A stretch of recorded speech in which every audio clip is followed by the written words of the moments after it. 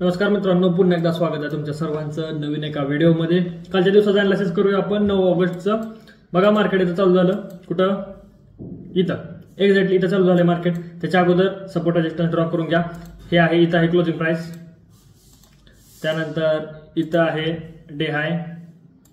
ठीक आहे, आता मार्केटमध्ये झालंय काय बघा। ओपन झालं मार्केट, झूम करतो चांगलं मध्ये दिसेल तुम्हाला। ओपन झालं, क्लोजिंग प्राइसचा ब्रेकआउट दिलेला आहे, पण वरती सगळे रेजिस्टन्स होते बरं का। सेल करण्यामध्ये काय अर्थ वाटत नव्हता आणि बायर एवढे ऍक्टिव्हेट झाले मार्केटमध्ये, अचानक मोठी रेड कॅन्डल आलेली आहे। त्यानंतर बऱ्याच लोकांनी फिबोनाची मध्ये गेल्यानंतर इथं सेल साइडला एंट्री मारली, कारण त्यांना ऑपरेटर दिसला मोठा इथं, त्याच्यामुळे त्यांनी सेल साइडला एंट्री मारली। ऑब्व्हियसली ट्रेड परफेक्ट आहे, काही चुकीचं नाहीये त्याच्यामध्ये। इथं होता सपोर्ट, सपोर्टवरून आली बाईंग। आता सपोर्टवरून बाईंग, वरून रेजिस्टन्स वरून सेलिंग। मला असं कन्फ्युजन वाटायला लागलं मार्केट की काय तर आज चांगला ट्रेड भेटणार नाही असं वाटलं आणि मी ट्रेड अवॉइड केले कालचे। सपोर्ट पासून गेलो वरती, त्यानंतर अशा प्रकारे डब्ल्यू पॅटर्न दिसायला लागला। इझिली डब्ल्यू दिसतोय बघा, हे बघा हा डब्ल्यू दिसला तुम्हाला, हे सगळं डिलीट करतो बघा। डब्ल्यू पॅटर्न दिसला, नेकलाइन ब्रेकआउट झाली, रिटेलर बाय साइडला इथं सेल करून इथपर्यंत आला मार्केट। ऍक्च्युअली जर तुम्ही पाहिलं मार्केटला तर मार्केट कुठपर्यंत यायला पाहिजे माहिती आहे का, हे बघा इथं जर तुम्ही सेल केला असा तर तुमचं मार्केट इथपर्यंत यायलाच पाहिजे होतं, 98 पॉईंटचं मुवमेंट व्हायलाच पाहिजे होतं। मोमेंटम झालं 1:1.3चं, नाही म्हणतो ठीक आहे। खाली का नाही आलं याचं रिझन खूप महत्वाचं आहे। वरती आहे सायकोलॉजिकल नंबर, बघा मार्केट थोडं झूम आउट करून बघायचं नेहमी।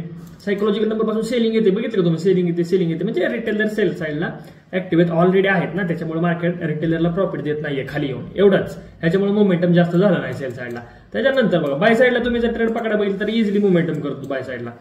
नीट बघा आता इथं बघा मार्केटला हे चाललंय, असं असं असं चाललंय वरती, असं गेलं सायकोलॉजिकल नंबर पासून जवळ आलंय बघा, असं आलं आणि लोवर लोचं स्ट्रक्चर दिलं। इथं झाले सेलर ऍक्टिव्हेट, सेलर ऍक्टिव्हेट झाल्यावरती हा सपोर्ट सुद्धा वर्क झालेला आहे। तुम्ही जर नेट पाहिलं तर हा जो स्विंगचा सपोर्ट आहे तो मार्केटमध्ये वर्क झाला। का वर्क झाला, कारण रिटेलर इथं ऍक्टिव्हेट झाले होते, खूप हेवी प्रमाणात ऍक्टिव्हेट झाले ना तर सपोर्ट वर्क होतो, नाही तर सपोर्टवर ग्रीन कॅन्डल येते आणि लगेच मार्केट खाली जातं, मग आपला पण तिथं लॉस होतो। अजून एक थोडीशी जर गोष्ट तुम्ही ऑब्झर्वेशन केली तर ही ग्रीन कॅन्डल कन्फर्मेशन आहे बघा।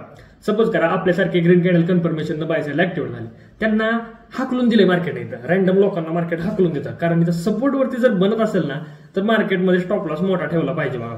कारण रॅन्डमली जी रिटेलर लोक बाय करते त्यांना हाकलून देण्यासाठी एक तर कॅन्डल खाली येते, ती कॅन्डल इथं आहे, ही आली कॅन्डल हाकलून दिलं आणि त्यानंतर मार्केटमध्ये मोमेंटम बघा जबरदस्त मोमेंटम आलेलं आहे, मस्त होतं। ठीक आहे, ज्यांना समजलं चांगली गोष्ट, ज्यांना नाही समजलं माझ्यासारख्यांना द्या सोडून, काय प्रॉब्लेम आहे का। आणि दररोज ट्रेडिंग केल्यावर करून चालत नसते, निवांत ट्रेड करायचे आरामशीर। हे बघा इथं पण बघा काय झालंय, कालचा दिवस इथं असं सायकोलॉजिकल नंबर पासून रेजिस्टन्स घेऊन मार्केट इथं क्लोज झालेला आहे। नंतर दिला ब्रेकडाऊन, रिटेलर सेल्स ऍक्टिव्ह झाले, त्याच्यामुळे हा सपोर्ट वर्क झाला।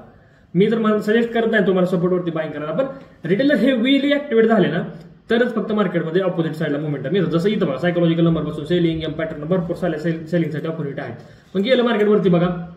त्याच्यानंतर आता एम वाल्याचे स्टॉप लॉस तर इथं आहेत, हे गेलं इथं रेजिस्टन्स पासून सेलिंग घ्यायला लागलं, फिबोनाचीचा ट्रेड बसतो बघा इथं फिबोनाचीचा ऍडव्हान्स फिबोनाची इथं बाय साइडला एंट्री बनते, मार्केट अपसाइड चांगलं मोमेंटम केलंय। त्यानंतर परत बघा परत सायकोलॉजिकल नंबर पासून सेलिंग यायला लागली, परत लोवर लोचं स्ट्रक्चर दिलं, अजून स्ट्रक्चर दिलं आणि मग मार्केटने त्यांची पण स्टॉप लॉस एंट्री केली। ही सगळं मोमेंटम स्टॉप लॉस एंट्रीसाठी। मी म्हणतो भले तुमचा इथे एखादा ट्रेड लॉस होत असेल पण तुमची डायरेक्शन बरोबर पाहिजे, ही डायरेक्शन बघा मार्केटमध्ये, लगेच समजायला पाहिजे की कुठं जाणार मार्केट। त्यानंतर बऱ्याच लोकांनी अशा प्रकारे डब्ल्यू ड्रॉ करून एंट्री घेतली ब्रेकआउट वरती, सेल डायरेक्शनला मार्केट चांगलं मोमेंटम केलं बरं का। मला विश्वास नव्हता, कारण मार्केट कधी कधी पॅटर्न लेवलच्या खाली बनल्यानंतर वर्क होतो, ते कधी असतं माहिती आहे का, ज्यावेळेस वरून खाली येतं ब्रेकडाऊन देतं त्यावेळेस तो पॅटर्न वर्क होतो। हे कसं झालं मार्केटमध्ये, रेजिस्टन्सला स्टे आहे मार्केट भरपूर वेळेस, म्हणजे रेजिस्टन्सवर ज्यांनी सेल केला आहे ना ती लोक काय म्हणतात, चला सेलचं एक्झिट करून आता बाईज ट्रेड करायला चालू करतो, अशी ही थिंकिंग आहे रिटेलर लोकांची। खूप काही गोष्टी आहेत नवीन नवीन, त्याच्यामुळे मार्केटमध्ये ऑपोजिट साइडला इझिली मोमेंटम येतं। हा दिवस सिंपल होता। आपण वीकचं टोटल अनालिसिस केलं, मला वाटत नाही की बाबा तुम्हाला वीकली अनालिसिसच्या व्हिडिओची काय गरज असेल, कारण आपण प्रत्येक दिवसाला अनालिसिस केलेलं आहे। मी प्रेफर करतो तुम्हाला सगळ्यांना US 100 मध्ये ट्रेडिंग करा, US 100 लाच ट्रेड करा, बेस्ट राहील, प्रॉफिटेबल होईपर्यंत तिथंच ट्रेडिंग करा, एक चांगलं सजेशन आहे माझ्याकडून तुम्हाला सगळ्यांना। दुसरी गोष्ट, लिंक वगैरे सगळ्या माझ्या डिस्क्रिप्शन मध्ये दिलेल्या आहेत, व्हॉट्सअपचा नंबर माझ्या डिस्क्रिप्शन मध्ये आहे। फ्रॉडला जाऊन पेमेंट करू नका, लेवायचा घेतो माहिती आहे का, कारण तुम्ही येऊन परत मला पैसे मागता, तुम्ही कुठं फ्रॉडच्या ठिकाणी जाऊन 5-10 हजार देता, ते चुकीचं आहे। त्याच्यामुळे कुणालाही इन्व्हेस्टमेंटसाठी पैसे द्यायचे नाही, ही गोष्ट लक्षात ठेवा। त्यानंतर राहिली गोष्ट प्रॉप फर्मची, तर लगेच मागू नका, प्रॉप फर्मची माहिती पाहिजे, पास करून पाहिजे, ते एवढ्या सोप्या गोष्टी नाही आहेत त्या।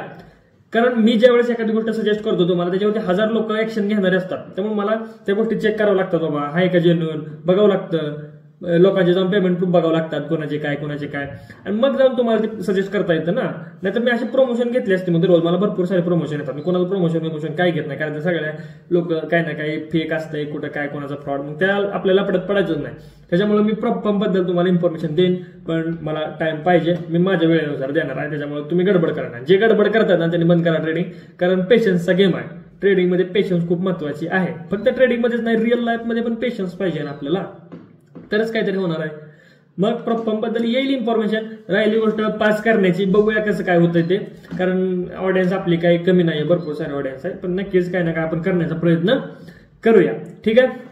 बाकी बघा, व्हिडिओ आवडला असेल तर छानशी कॉमेंट करा. इंस्टाग्रामवरती ही व्हिडिओ हळूहळू टाकतो आपण, ते पण कमेंट करत जावा व्हिडिओ कसे वाटले वगैरे, म्हणजे मला पण व्हिडिओ बनवायला थोडंसं बरं वाटतं. ओके, भेटूया नेक्स्ट व्हिडिओमध्ये. काही प्रॉब्लेम असतील बिनधास्त व्हॉट्सअपला मेसेज करा आणि रिप्लायची वाट बघा.